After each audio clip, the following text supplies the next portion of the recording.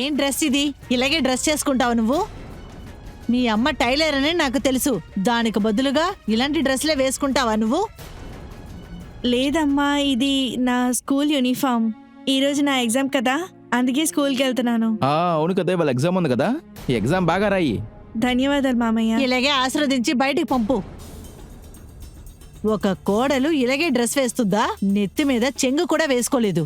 మీ గ్రామంలో ఎవరికి మర్యాద తెలీదా? కానీ అమ్మా, ఈరోజు నాకు ఎగ్జామ్ ఉంది.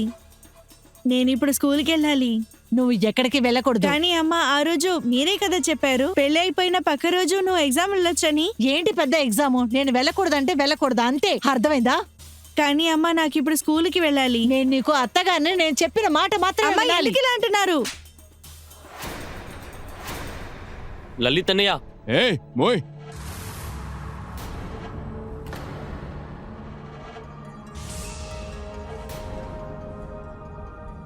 బక్ బక్ బక్ బక్ బక్ బక్. మా అమ్మతోనే నేను ఇలా మాట్లాడనే. నీకెంత ధైర్యం ఉంటే మాట్లాడతావు?